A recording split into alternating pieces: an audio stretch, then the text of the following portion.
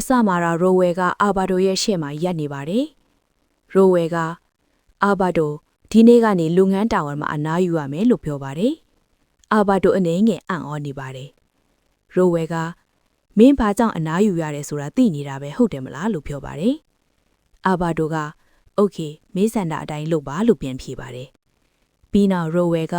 တာဝန်ပြီးနောက်ပြန်လာပြီးအိမ်ကိုရောက်လာပါတယ်။ထိုချိန်မှာသူ့ကိုကူညီနေတဲ့မိန်းကလေးတယောက်ကိုတွေ့ရပြီးတကယ်လားတကယ်အမှန်လားလို့မေးပါတယ်။ရိုဝယ်ကဟုတ်တယ်ငါပဲလို့ပြန်နေပြီးနောက်သူ့ရဲ့မိခင်အယမ်းပျော်သွားပြီးငါသားမသေးပဲဘေးကန်းနေသေးတယ်ဆိုတာသိရတာဝမ်းသာတယ်လို့ပြောပါတယ်။ရိုဝယ်ကကြားရှိပြောက်နေပြီးမတွေ့နိုင်တာ sorry လို့ပြောတယ်။မိခင်ကအရေးမကြီးဘူးအ ਨੇ ဆုံးမင်းအဲ့ဒီဝါလွန်တဲ့မိန်းကလေးနဲ့လက်ထပ်ဖို့မဖြစ်ခဲ့ဘူးမလားလို့ပြောပါတယ်။ရိုဝယ်ကစိုးရင်စရာမရှိဘူးဒါပေမဲ့နောက်ကိစ္စမှာစိုးရင်စရာရှိခဲ့တယ်။တကယ်ဆိုအ ਨੇ ဆုံးမဲအိမ်ကနေအပေါက်ခတ်ပြီးထုတ်ပစ်ထားတာပဲ။မှန်အဲ့ဒီသူ့ကိုအယမ်းဝေထားတယ်ဒီအိမ်တဲ့ကိုပြန်မလာနိုင်ဘူးလို့ပြောပါတယ်။ရိုဝယ်ရဲ့ညီလေးကလုံးကရိုဒင်အဲ့ဒီလူရဲ့အလက်ပစည်းအကောင်ရိုဒင်ကယူပို့ပါလို့ပြောပါတယ်။ရိုဒင်ကโอเคအားလုံးပို့ပါမယ်လို့ပြန်တယ်။ရိုဝယ်က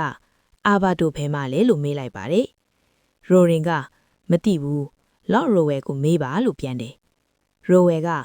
သူစကားနဲ့လို့ရစားအယံအမှားတွေပြောနေခဲ့လို့အနားယူလိုက်တာလို့ရှင်းပြပါတယ်။အာဘာဒိုကရိုဝယ်ရဲ့မိသားစုအကြောင်းပြောလိုက်တာကလူတွေကိုအံ့ဩစေပါတယ်။ရိုဝယ်ကဟုတ်တယ်ငါလက်ထပ်ပြီးပြီသမီးလည်းရှိတယ်လို့ပြောပါတယ်။အာဘာဒိုကအားလုံးကိုမပြောဘူးသို့တော်သူကအားလုံးကိုပြောလိုက်တာပါ။ရိုဝယ်ရဲ့မိခင်ကဘာလို့လဲဘာကြောင့်အဲ့ဒီလိုလုပ်တယ်လဲလို့မေးပါတယ်။ရိုဝယ်က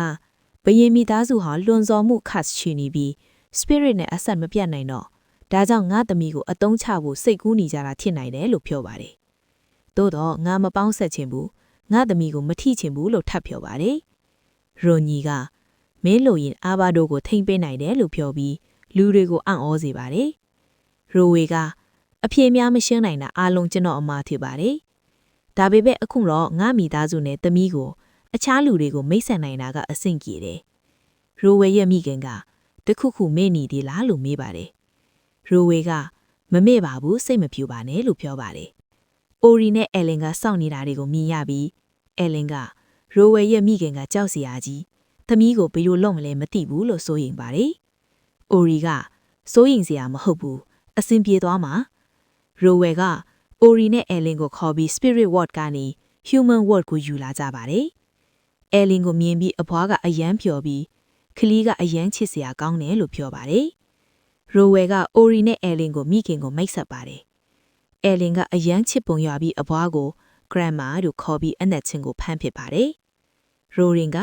အယ်လင်ကိုတတ်မယ်လို့ပြောပါတယ်။အယ်လင်ကရိုရင်ကို pop လို့ခေါ်ပါတယ်။ grandma ကရိုရင်နားလေပြီးငါနေရယူပြီးလို့ပြောပါတယ်။နေရောင်ကြီးကြော့တော့နဲ့အယ်လင်အားလုံးနဲ့အတူထိုင်ပြီးကိတ်ကိုစားကြတယ်။ရိုဝေကမစားဘူးအားလုံးမင်းအတွက်ပဲလို့ပြောပါတယ်။အယ်လင်ကစားကြည့်ပြီးအယမ်းအရသာရှိတယ်လို့ပြောပါတယ်။ရိုဝေကဆိုပဲညော့ရီကိုမတော်တော့ဘူးလို့ပြောပါတယ်။ဆိုပဲကတကယ်လားဟုတ်တယ်ရမ်းဝမ်းသာပါတယ်။အိုရီကငါရက်မင်းဒါပေမဲ့ human word ကိုထိခိုက်စေမယ်ဆိုရင်မတတ်နိုင်ဘူး။အယ်လင်ကဘာလို့လဲလို့မေးပါတယ်။အိုရီကငါနေရင်ဒီနေသားအကုန်တစ်တော်ဖြစ်သွားမယ်။ငါစွမ်းအားကြောင့်လို့ပြောပါတယ်။ grandma ကတကယ်လားအယ်လင်ရဲ့စွမ်းအားကိုတွေ့မယ်ဆိုရင်စိတ်လှုပ်ရှားတယ်လို့ပြောပါတယ်။ရိုဝယ်ကအယ်လင်ဟာ flower spirit ဖြစ်တယ်။ညီအနီနဲ့ spirit queen ဖြစ်လာမယ်။အယ်လင်က element တွေကိုထိန်းချုပ်နိုင်တယ်ဆိုပြီးခြာကိုးကို diamond ဖြောင်းပါတယ်။မိခင်ကဒီ diamond ring နဲ့တူတယ်လို့ပြောပါတယ်။လူတွေအားလုံးအံ့ဩကြပါတယ်။ဆိုပဲကဒီအရာအားလုံးကိုဘယ်လိုသုံးမလဲလို့မေးပါတယ်။ရိုဝယ်ကဆိုပဲဒီကိုနဲ့လူတွေကိုကူညီပါလို့ညွှန်ကြားပါတယ်။အိုရီကစွမ်းအားအယမ်းမသုံးတယ်လို့တတိပေးပါတယ်။ grandma က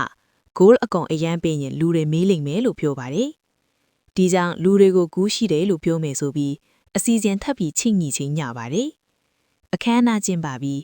ရိုဝယ်ရဲ့မိသားစုနဲ့သမီးမင်းကလေးရှိတယ်ဆိုတော့ everyone သိပြီးအားလုံးဝမ်းသာကြပါတယ်။ episode အဆုံးမှာအာဘာဒိုက prince ရဲ့ရှေ့မှာ